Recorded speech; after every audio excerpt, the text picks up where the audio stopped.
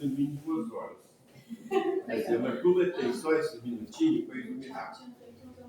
Quando eu vim para Goiânia, em 73, essa igreja aqui era ali na rua 33. Mas antes ela começou em 49, lá na rua 55. Está entendendo? Lá na rua 55. Começou ali o pastor Antônio Moreira. Certo? Então, o que aconteceu? A igreja de Campinas já estava começando também, a igreja de Campinas. E na época passou tudo para como congregação da igreja de Campinas. Depois foi que adquiriu a autonomia, primeiro a 55, depois a 33, que é essa igreja aqui. Que em 1983, o pastor Miguel, quando assumiu essa igreja, ela transferiu de lá para cá e lá depois foi vendida. E aqui foi criada em 83, com a pastora Abigail Carlos de Almeida. Certo? Agora, qual foi a ação mais marcante de toda essa história? Foi quando depois o pastor Abigail assumiu, deu um crescimento muito rápido. Foi necessário comprar esses 2 terrenos aqui e posteriormente comprou onde está a catedral hoje. O pastor Abigail colocou ali. E ficou esse lote onde está a faculdade aqui, a Escola Boas Novas, foi comprado na mesma época, posteriormente foi construído. A primeira construção ali foi a Escola Boas Novas e à noite com o Instituto Bíblico, que é o seminário hoje. E o senhor se lembra de algum momento assim, que viu a ação do Espírito Santo na igreja? Sim. A primeira coisa que aconteceu com a ação do Espírito Santo foi a questão do crescimento rápido da igreja. As crianças começaram a receber o batismo, os adultos, e isso foi crescendo de uma forma tal que hoje está o que nós vemos hoje. Um crescimento muito rápido. Meu Deus. Tem algum jovem que quer fazer alguma pergunta, pastor Pedro? Meu tempinho aqui... Ficou perfeito. Então, você falou em 3 minutos. Meu tempo aqui, o meu tempo aqui, porque eu fiz 53 anos só de chave. Pastor, ouvindo o pastor falar, eu percebo que a fé era simples e profunda. Como o senhor acha que os jovens de hoje podem viver essa mesma intensidade espiritual? Meu querido, eu sou suspeito em dizer. Porque anteriormente, na minha época, a juventude, ela crescia na base da oração e da doutrina bíblica. Quer dizer, tudo era restrito. Hoje tudo é aberto. Então o que acontece? Com essa abertura, está crescendo o número da juventude na igreja. Porque não tem mais aquelas exigências, não pode cortar cabelo, não pode usar roupa esporte, então isso acabou. Mas veio, por um lado, veio favorecer o crescimento da mocidade. Agora, uma coisa muito importante hoje, não é o esfriamento. Às vezes, quando estou pregando, eu uso, às vezes, um questionário a respeito, a questão da palavra, a aplicação da palavra. O que é que eu digo? Eu digo para o senhor uma coisa, não precisa perguntar a mim, pega qualquer um jovem e pergunta, ele vai te responder na íntegra, porque tem ensinamento. Certo, mas aí nessa pergunta, eu acho que faltou o senhor responder a parte aqui, ó. Como o senhor acha que os jovens podem viver aquela mesma intensidade espiritual que vocês viveram no passado? Tudo bem. Ele pode viver com a comunhão, a interação entre eles, não somente a juventude, mas a juventude com todos os demais membros da igreja, com os idosos principalmente. A gente vê os idosos nos cantos. Hoje, quando assumimos a terceira idade aqui, a coisa melhorou muito. Nós já integramos a terceira idade na igreja, e para que haja uma interação entre a mocidade e os idosos. Porque isso faz com que o jovem cresce com fundamentos, através dos ensinos. A interação jovem, idosos e os demais da igreja. Ótimo. Muito bom. 3 minutos de novo. Muito bom. Aí, mais alguém quer fazer alguma pergunta? Aí outro justo. O que mais inspirava o senhor, né, e os outros pioneiros da sua época a continuar, mesmo sendo um tempo difícil? mesmo tendo dificuldade, o que inspirava o senhor e aos obreiros da época a continuar na obra, mesmo que naquele tempo ainda fosse extremamente difícil? Mesmo com tanta dificuldade, o que inspirava vocês a continuar? Olha, isso é uma questão muito ampla aqui para responder para de tempo. Mas, resumidamente, o que inspirava, o que fortalecia a permanência e continuidade da pessoa naquele tempo na igreja era justamente a conversão. Quando a pessoa é convertida, vamos ver o apóstolo Paulo. Ele perseguia a igreja, mas quando ele converteu, ele integrou inteiramente na obra e sacrificou sua própria vida a favor da obra. Então, sempre na mesma época. Está difícil? Tá, mas Deus é maior. Vamos continuar. Está custoso? Tá, mas o Espírito Santo nos ajuda. Isso fez com que permanecesse esse trabalho daquela época até o dia de hoje. Muito bom. E só para a gente finalizar aqui, o senhor poderia deixar... Eu acho que a gente pode finalizar com essa pergunta, o que vocês acham? E só porque não deu nem 10 minutos ainda. O senhor poderia deixar uma mensagem de encorajamento sobre como permanecer firme e cheio do Espírito Santo nos dias de hoje? Tá. Olha, isso é um pouco difícil de cada cabeça, né? Cada cabeça uma sentença. Então, o que podemos dizer? A primeira coisa para que tanto o jovem, quanto as crianças, quanto os kids e os demais membros da igreja permanecer, é ter a confiança em Deus e buscar o Espírito Santo acima de tudo. Porque Ele que nos encoraja, e já falei isso ontem, Ele conduz os nossos passos pelas veredas da justiça, Ele facilita a nossa mensagem, Ele fala conosco de todas as formas, Ele nos encoraja a permanecer firme, porque Deus é maior.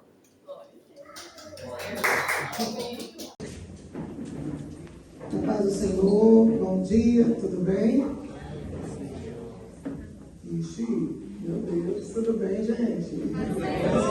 Aí, agora o negócio ficou legal. Bom, nós somos a SEB, estamos cursando o curso de teologia, estamos no 5º período. Eu, Glênia, a Ana, o Tiago, a Johanna, o Matheus, o Hugo, e nós estamos aqui nessa manhã, e a Samela, e nós estamos aqui nessa manhã para apresentar um trabalho de forma de entrevista, e no qual nós estaremos aqui entrevistando pessoas muito honradas, como o pastor Pedro Caetano e a pastora Maria Silva. Eles irão compartilhar conosco aqui nessa manhã, em breves palavras, porque o tempo não nos permite estendermos muito, mas estaremos aqui, de certa forma, abrangendo, abordando aqui a trajetória das Assembleias de Deus aqui em Goiás. Como que surgiu, o Ministério das Assembleias de Deus aqui em Goiás. E qual a influência, que o Espírito Santo teve sobre a vida dos pioneiros desse ministério. E mais, como que essa atuação do Espírito Santo, que agiu sobre a vida dos pioneiros da Assembleia de Deus Madureira, no estado de Goiás, como que essa atuação do Espírito Santo, ela é importante, ou pode ser importante para a geração atual, Qual o legado que essa atuação do Espírito Santo sobre a vida dos pioneiros da Assembleia de Deus pode impactar a vida de vocês, jovens, adolescentes da nossa geração. É importante nós estudarmos e a gente ter pelo menos um pouquinho do conhecimento de como surgiu, a Assembleia de Deus aqui em Goiás. E que esse mover do Espírito que agiu sobre a vida desses homens de Deus, que fundando esse ministério aqui, como que esse mover deu continuidade e pode trazer crescimento até os dias de hoje para vocês. Como que vocês podem receber essa atuação do Espírito? Como diz em Atos 2:17, nos últimos dias, diz o Senhor, derramarei do meu Espírito sobre todos os povos. Os seus filhos e filhas profetizarão, e os jovens terão visões, e os velhos terão sonhos. Então nós podemos ver aqui que a atuação do Espírito Santo foi algo contínuo, ela não acabou. Então é sobre isso que nós estaremos abordando nessa entrevista, através do pastor é Pedro Caetano e da pastora Maria Silva. São pessoas que já estão no ministério há muitos anos, há mais de 50 anos. Então, são pessoas idôneas para nós estarmos aqui nesta manhã fazendo essa entrevista. Ok? Então, vamos prosseguir com a entrevista. Amém, a paz do Senhor, bom dia a todos. Vamos começar aqui com a primeira pergunta, que diz assim: pastor, o senhor consegue recordar como que foi o início da Assembleia de Deus aqui no estado de Goiás? Quais foram os maiores desafios naquela época? E se o senhor também puder compartilhar algum momento marcante que o senhor viu claramente a ação do Espírito Santo na igreja? Amém. Olha, a história da criação do Ministério da Assembleia de Deus no estado de Goiás, ela remonta dos anos 40. Mas quando começou aqui, a primeira igreja criada no estado de Goiás não foi a Assembleia de Deus, foi a Igreja de Deus, através da missionária Miriam, que ela veio do estado de São Paulo, e do pastor Tostes, que começou a obra do Triângulo Mineiro. Daí para cá, com a construção da Estrada de Ferro, movimentou muito pessoas de São Paulo e Rio de Janeiro aqui. E dentro das pessoas veio o pastor Antônio Moreira, veio o pastor o Moreno, esqueci o nome dele agora, me fugiu. Então, através dessas pessoas, do movimento da construção da Estrada de Ferro, iniciou tudo em Catalão e depois desceu aqui para Goiânia, no início da construção de Goiânia. Isso trouxe um movimento muito grande aqui. Dentre esse povo que veio os pregadores, muitos converteram e abriram a primeira igreja em Goiás, aqui na Rua 55. Está ela lá até hoje. E depois dela, a igreja de Campinas, que criou aqui essa igreja aqui, na Rua 33, logo pertinho aqui. E em 83 foi o pastor Abigail, de Curupi para cá. Foi quando ele assumiu aqui no lugar do pastor, do outro pastor, que me foge agora. Então, tudo começou com eles. Veio o pastor Benedito Catarino, que já apareceu. Depois do Benedito Catarino, veio o pastor Abigail em 83, também já partiu para a eternidade. E o trabalho continuou aqui, comprando os 2 primeiros terrenos aqui, na Fama. Desses 2 terrenos tem uma catedral, que foi iniciado e trabalhado. Então, o movimento do Espírito Santo na vida desses homens foi que fez tudo acontecer. Com o crescimento da fé, porque não adianta nada apenas eu sou crente para não ser convertido. Primeiro tem que ser convertido, depois ser crente. Porque através da fé que tudo acontece. E nesse movimento do Espírito Santo, no coração desses homens, é que tudo aconteceu. Glória a Deus. Eu gostaria de abrir a oportunidade para algum adolescente fazer a pergunta para o pastor Pedro?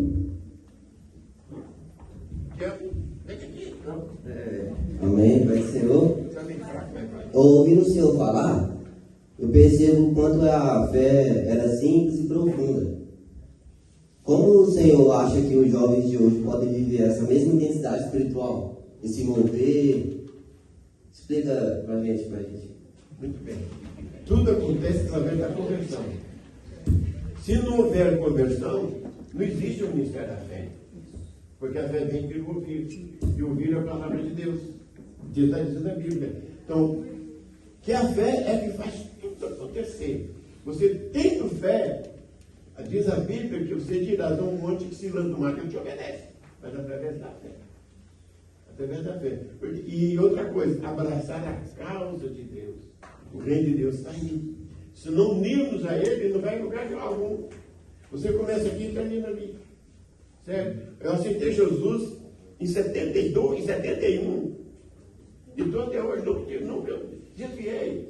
Passei por grande dificuldade, grandes tormentos, mas estou aqui, graças a Deus. Já aposentado da polícia, estou vivendo aqui e ajudando a igreja. Você está entendendo? Então, seja convertido e virá da glória de Deus. Pastor, ouvimos falar o que mais inspirou o Senhor e os pioneiros a continuar mesmo em tempos difíceis. Dificuldade todo mundo tem. Todo mundo tem dificuldade. Mas através da fé, da conversão, da aceitação de Cristo na sua vida, você rompe barreiras de todo tamanho. Quer dizer, o que podemos dizer para essa juventude de hoje é que fica firme nos caminhos do Senhor, que Ele tem de tudo para lhe dar. Enquanto você tem condições de receber de Deus, você estará sempre crescendo. Isso faz com que você alcance a escada que nos conduz ao céu. Porque todos estamos na fila. Um foi ontem, hoje vai outro, amanhã irá outro. Mas desde que esteja nos caminhos de Deus, a escada é a mesma. Glória a Deus. Pastor, agora para nós encerrarmos esse momento, gostaria de fazer uma pergunta para o senhor. Nós sabemos que os jovens, os adolescentes, eles se sentem muito pressionados pelas distrações da correria, da vida moderna, né? E como o senhor acha que eles devem manter a sensibilidade espiritual? O senhor poderia deixar uma mensagem de encorajamento sobre como permanecer firme e cheio do Espírito Santo nos dias de hoje? A palavra diz: seja firme e constante na obra do Senhor. Seja firme e constante na obra do Senhor. Porque a criança, ela precisa de toda uma assistência para que ela possa crescer. E no livro de Provérbios diz assim: ensina a criança no caminho que deve andar, até quando envelhecer não desviará dele. Mas como que ele pode evitar o desvio? Através do aconselhamento, do amor, da interação, da humildade, e fazer com que ele esteja na igreja, para que ele comece a aprender a doutrina. Porque a Bíblia nos ensina que Jesus, desde criança, aos 12 anos, ele crescia em estatura, e o que mais? E o que mais? E o que mais? Ele crescia em estatura, graça e conhecimento. Então assim são as nossas crianças de hoje. Essa mocidade está aqui, ó, está tudo começando. Mas se não tiver uma assistência junto delas, ela não cresce. E o Espírito Santo depende muito das nossas ações. Ele nos inspira a crescer, mas porém ter o conhecimento da verdade eterna. Amém? Amém. Glória a Deus. Vamos bater palmas para Deus.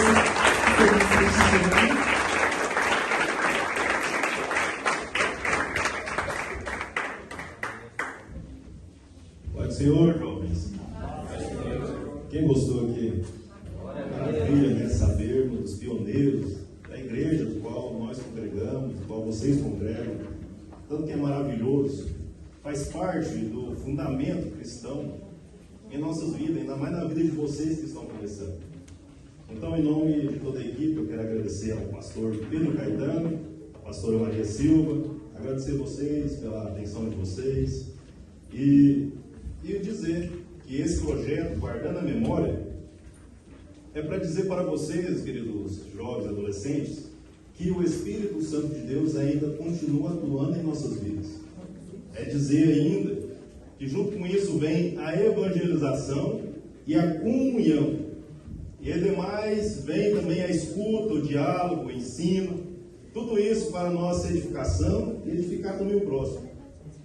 A chama do pentecostalismo no Brasil, no Goiás, aqui na Fama, não pode apagar jamais.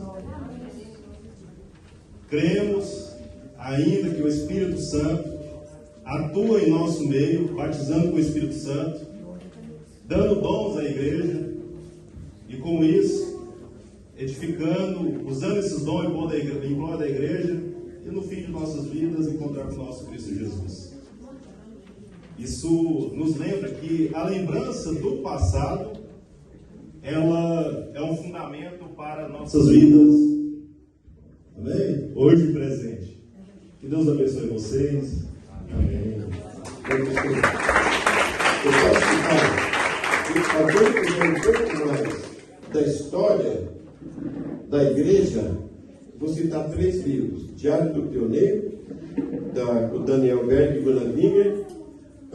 Tem um outro que me falha a memória agora. E também dos Trilhos da Fama do pastor Abigail. Conta tudo. Glória a Deus. Maravilha. Então, nós encerramos esse momento. Queremos só pedir para vocês preencherem esse formulário, esse questionário